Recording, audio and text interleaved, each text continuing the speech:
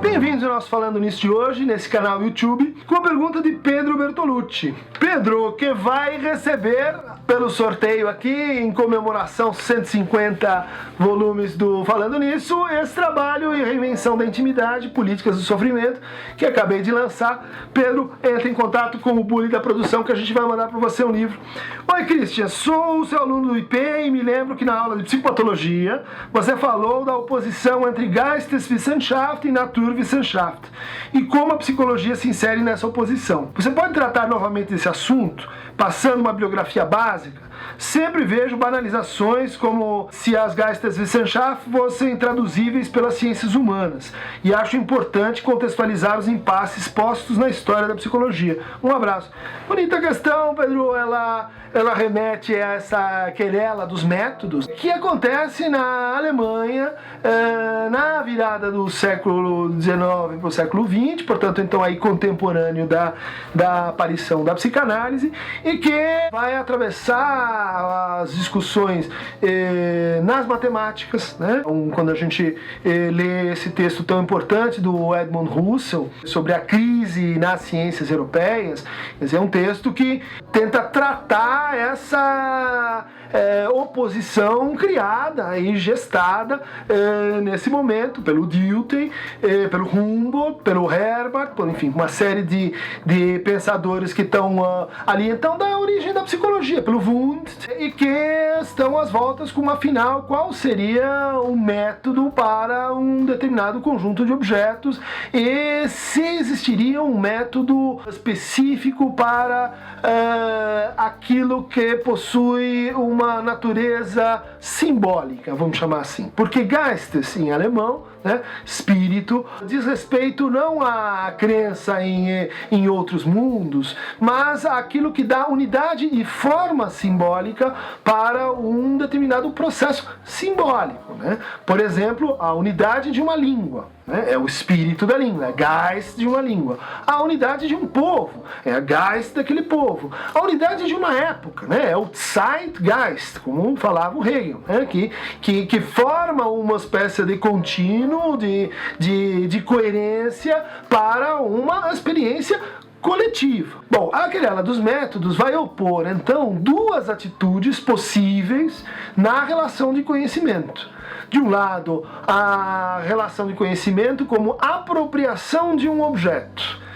Apropriação de um objeto que se dá pelas vias de uma Erklärung, né? Ou seja, de uma explicação.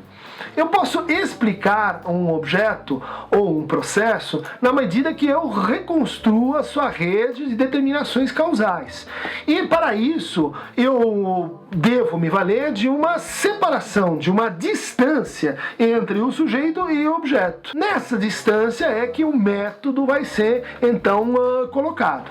A gente lembra que o final do século XIX é um momento de tomada aguda de consciência pelas ciências como a física, como a biologia, como a química, mas também como a matemática. Se desenvolvem aí vários tipos de geometria, do Lobachevsky, do Boole, geometrias que não se contentam em pensar o espaço como Euclides pensava. Os alemães estão às voltas com qual seria a unidade da matemática, né? Que torna uma mesma ciência, né? A geometria, a álgebra, a teoria dos números, a aritmética, qual é o ponto de conexão entre todas essas coisas? Vejam só, é a pergunta deles, né, dos matemáticos, como Felix Klein, né, o que une, o que dá o Geist, o que faz a possibilidade de eu passar das diferentes particulares para um termo comum. Geisteswissenschaft tem que ver com o quê? Com uma empatia ou com uma relação de compreensão entre o sujeito e aquilo que ele conhece. Porque aquilo que ele conhece é também parte dele. Aquilo que ele conhece é também expressão de algo no qual ele pode se reconhecer. Isso nem sempre acontece quando a gente tem um físico, quando a gente tem um biólogo, quando a gente tem um matemático, mas necessariamente acontece nas ciências do espírito ou do Geist. Em relação a essa querela, né, o Freud vai ter uma atitude muito curiosa, porque ele começa com uma definição muito dura da psicanálise como uma Naturwissenschaft, como uma ciência da natureza. Isso a gente vê em Projeto de uma Psicologia Científica para Neurólogos, de 1895, onde ele tenta descrever todo o aparato anímico a partir de duas noções, né? Neurônio, uma noção material, e quantidade, que é outra noção, vamos dizer assim, da física, da termodinâmica. Várias vezes, quando questionado sobre isso, o Freud tem uma atitude assim monista. Ele diz: a psicanálise é um tipo de ciência e só existem ciências naturais.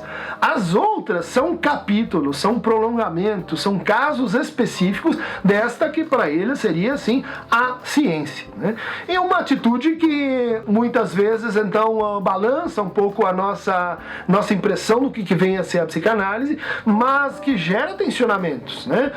Quando a gente lê o Freud, a prática de escuta, a atitude clínica, ela parece muito mais próxima da atitude de compreensão, de empatia com o outro do que de apropriação, de análise no sentido de decomposição de um objeto. O Paul Laurent Assun tem um entendimento disso que me parece assim bastante razoável, de que o Freud tenta passar ao largo da querela dos métodos, ele tenta se posicionar assim como um cientista e ponto, porque não via muito interesse em se declarar como parte das ciências do espírito que estavam aí, como você bem diz assim, sendo associadas com as ciências humanas. Mas o que seriam as ciências humanas, né? Classicamente a sociologia, a antropologia e política. Será que essas três ciências elas estão de fato assim tão próximas da psicanálise?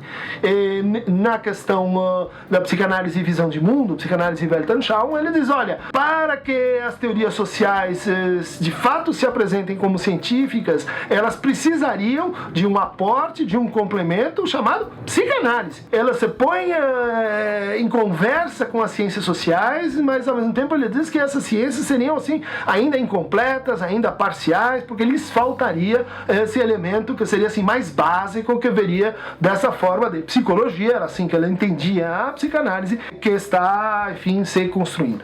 Então, Pedro, eu espero ter esclarecido essa distinção, que ela é muito importante, né? E talvez a atitude de assim evitar o problema não foi suficiente no Freud. Sartre vai voltar a esse problema mais adiante, Lacan vai relê-lo, Ricoeur vai relê-lo, enfim, há toda uma controvérsia, né? As relações da psicanálise com a fenomenologia, com Heidegger, muita coisa que passa por essa dicotomia entre as ciências do espírito, não humanas, mas e as ciências da natureza. E para receber mais Geistes falando nisso, clique aqui no nosso Aqueronta Movebo. Niços.